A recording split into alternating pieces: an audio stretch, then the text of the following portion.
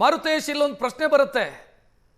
ಯತೀಂದ್ರ ಹೇಳ್ತಿದ್ದಾರೆ already settle ಆಗಿದೆ ಈ ಇಶ್ಯೂ ಅನ್ನೋ ರೀತಿಯಲ್ಲಿ ಮಾತನಾಡ್ತಿದ್ದಾರೆ. ಅಂದ್ರೆ ಹೈಕಮಾಂಡ್ ಹೇಳಿದೆ ಯಾವ ಬದಲಾವಣೆಯೂ ಇಲ್ಲ ಅಂತಂದ್ರೆ ಸೆಟಲ್ ಆಗಿದೆ ಇಶ್ಯೂ ಅಂತ. ಡಿ.ಕೆ. ಶಿವಕುಮಾರ್ ಶಾಸಕರ ಮುಂದೆ ಹೇಳ್ತಾರೆ ನನಗೆ ಹೈಕಮಾಂಡ್ ಏನು ಮಾಡಬೇಕು ಅದನ್ನು ನಾನು ಹಕ್ಕು ಮಂಡಿಸ್ತೀನಿ, ನಾನು ಪ್ರಸ್ತಾಪ ಮಾಡ್ತೀನಿ, ಅದು ಡಿಸೆಂಬರ್ 19 ನಂತರ ಅನ್ನೋದೇ, ಅಂದರೆ ಮೋಸ್ಟ್ ಪ್ರೊಬಬ್ಲಿ ಡಿಸೆಂಬರ್ 19 ನಂತರ. ಸೊ ಇಲ್ಲಿ ಎರಡು ವೈರುಧ್ಯಗಳಿದ್ದಾವೆ, ಒಂದು ಸೆಟಲ್ ಆಗಿದೆ, ಮತ್ತೊಂದು ನಿರೀಕ್ಷೆ ಇಟ್ಕೊಂಡಿರುವಂಥ ಡಿ.ಕೆ. ಶಿವಕುಮಾರ್. ಸೊ ಏನು ಹೈಕಮಾಂಡ್ ಮನದಲ್ಲಿ ಏನಿದೆ ಈ ವಿಚಾರದಲ್ಲಿ? ರಕ್ಷತ್, ಯತೀಂದ್ರ ಹೇಳಿದಾಗೆ ಈ ಮ್ಯಾಟರ್ ಸೆಟಲ್ ಆಗಿದೆ ಅನ್ನುವಂಥದ್ದು ಯಾರೂ ಒಪ್ಕೊಳ್ಳೋದಕ್ಕೆ ಸಾಧ್ಯ ಇಲ್ಲ. ಆ ರೀತಿಯಾಗಿ ಸೆಟಲ್ ಆಗಿದ್ದಿದ್ರೆ ಅಥವಾ ಸೆಟಲ್ ಆಗಿದೆ ಅನ್ನುವಂಥದ್ದು ಏನಾದರೂ ಡಿ.ಕೆ. ಶಿವಕುಮಾರ್ ಅವ್ರ ಗಮನಕ್ಕೆ ಬಂದಿದ್ರೆ ನಿಶ್ಚಿತವಾಗಿ ಅವರ ಕ್ಯಾಂಪ್ನಲ್ಲಿ ಇನ್ನಷ್ಟು ಕ್ಷಿಪ್ರ ಬೆಳವಣಿಗೆಗಳಾಗ್ತಾ ಇದ್ವು.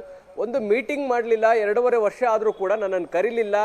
ಈ ಅಧಿಕಾರ ಹಸ್ತಾಂತರದ ವಿಚಾರದ ಬಗ್ಗೆ ಹೈಕಮಾಂಡ್ ಯಾವ ತೀರ್ಮಾನವನ್ನು ತೆಗೆದುಕೊಳ್ಳಲಿಲ್ಲ ಎನ್ನುವ ಒಂದೇ ಕಾರಣಕ್ಕೆ ಡಿ.ಕೆ. ಶಿವಕುಮಾರ್ ಪರವಾಗಿ ಶಾಸಕರು ದೆಹಲಿ ಪರೇಡನ್ನು ನಡೆಸಬೇಕಾಯಿತು. ಈಗ ಹೈಕಮಾಂಡ್ ಮೀಟಿಂಗ್ ಕರಿತೀವಿ, ನಾವು ಮಾತನಾಡ್ತೀವಿ ಅಂದಮೇಲೆ ಸಮಾಧಾನ ಆಗಿದ್ದಾರೆ. ಹೀಗಾಗಿ ಹೈಕಮಾಂಡ್ನ ಹೆಸರು ಪ್ರಸ್ತಾಪಿಸುವ ಮೂಲಕ ಯತೀಂದ್ರ ಅವರು ಹೇಳಿಕೆ ಕೊಡ್ತಾ ಇರೋದ್ರಲ್ಲಿ ಯಾವುದೇ ಸತ್ಯಾಂಶ ಇಲ್ಲ ಅನ್ನೋದು ಎಲ್ರಿಗೂ ಗೊತ್ತಿರುವಂಥ ವಿಚಾರ.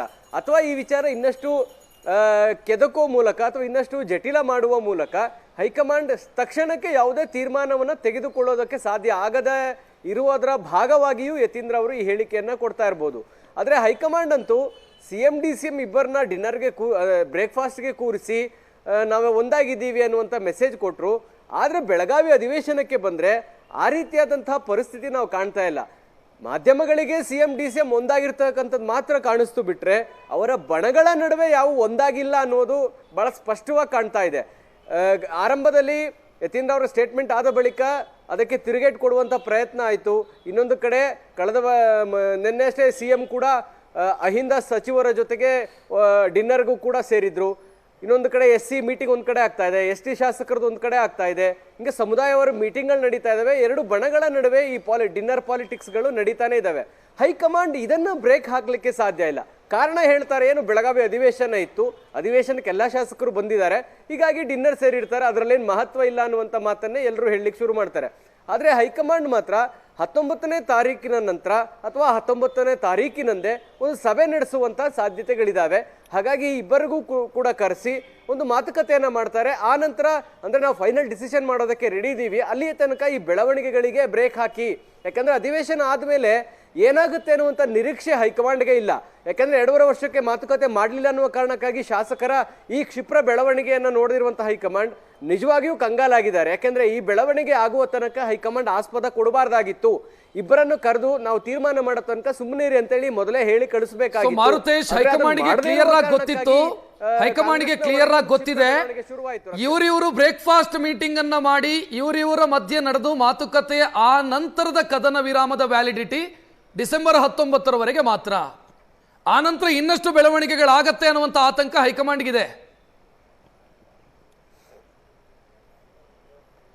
ಖಂಡಿತ ಇದೆ. ಯಾಕಂದ್ರೆ CM ಮತ್ತು DCM ನಡುವೆ ನೇರ ಕದನ ಶುರುವಾದಂಗಿತ್ತು. ಕೇವಲ ಒಂದು ವರ್ಡ್ ವಿಚಾರಕ್ಕೆ ಸಂಬಂಧಪಟ್ಟ ಹಾಗೆ ಡಿ.ಕೆ. ಶಿವಕುಮಾರ್ ಅವರು ಒಂದು KPCC ಒಂದು ಕಾರ್ಯಕ್ರಮದಲ್ಲಿ ಹೇಳಿದ್ರು, word power is world power ಅಂತೇಳಿ. ಅದಕ್ಕೆ ಕೌಂಟರ್ ಆಗಿ ಮುಖ್ಯಮಂತ್ರಿಗಳ ಅಧಿಕೃತ ಟ್ವಿಟರ್ ಖಾತೆಯಿಂದಲೇ ಅವರು ಅದಕ್ಕೆ ಕೌಂಟರ್ ಮಾಡಿದ್ರು. ಅದು ಹೈಕಮಾಂಡ್ ತನಕ ತಲುಪ್ತು. ಎಷ್ಟರ ಮಟ್ಟಿಗೆ ಸುದ್ದಿ ಅಂದರೆ CM ಮತ್ತು DCM ನಡುವೆ ನೇರ ಫೈಟ್ ಶುರುವಾಯಿತು ಈ ಒಂದು ಪೋಸ್ಟ್ ವಾರ್ನ ಕಾರಣಕ್ಕಾಗಿ ಅಂತ. ಸೊ ಹಾಗಾಗಿನೇ ಹೈಕಮಾಂಡ್ ಮಧ್ಯಪ್ರವೇಶ ಮಾಡ್ತು. MLAಗಳ ನಡುವೆ ಅದು ಇದ್ದೇ ಇತ್ತು. ಇವ್ರು ಕೌಂಟರ್ ಮಾಡೋದು, ಅವರು 5 ವರ್ಷ ಮುಂದುವರಿತಾರೆ ಅಂತ ಹೇಳೋದು, ಇಲ್ಲ ಅಂತ ಹೇಳೋದು, ಈ ಬೆಳವಣಿಗೆಗಳು ನಿರಂತರವಾಗಿ ನಡೀತಾನೆ ಇದೆ ಕಳೆದ 2.5 ವರ್ಷದಿಂದ. ಆದರೆ ಯಾವಾಗ CM ಮತ್ತು DCMನ ನಡುವೆಯೇ ನೇರ ಪೋಸ್ಟ್ ವಾರ್ ಶುರುವಾಯಿತು, ಹೈಕಮಾಂಡ್ ಮಧ್ಯಪ್ರವೇಶ ಮಾಡಿ ನೀವು ಗೊಂದಲ ಮಾಡ್ಕೋಬೇಡಿ, ನೀವು ಇಬ್ಬರು ಬ್ರೇಕ್ಫಾಸ್ಟ್ಗೆ ಹೋಗಿ ಅಂತ ಹೇಳಿದ್ರು. ಆದರೆ ಅದರ ವ್ಯಾಲಿಡಿಟಿ ಜಾಸ್ತಿ ದಿನ ಇಲ್ಲ ಅನ್ನುವಂಥದ್ದು ಹೈಕಮಾಂಡ್ಗೂ ಕೂಡ ಮನವರಿಕೆ ಆಗಿದೆ.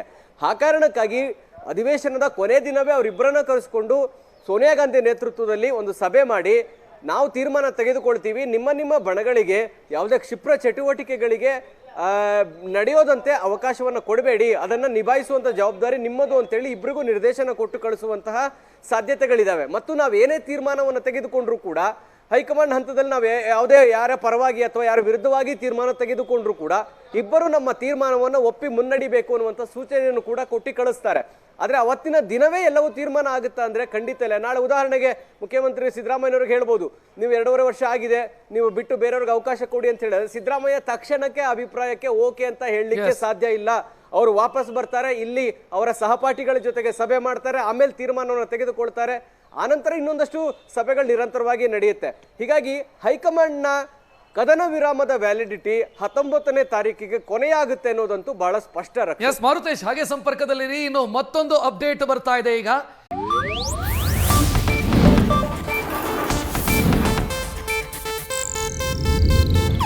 ಇದು ಏಷ್ಯಾನೆಟ್ ನ್ಯೂಸ್ ನೆಟ್ವರ್ಕ್ ಪ್ರಸ್ತುತಿ.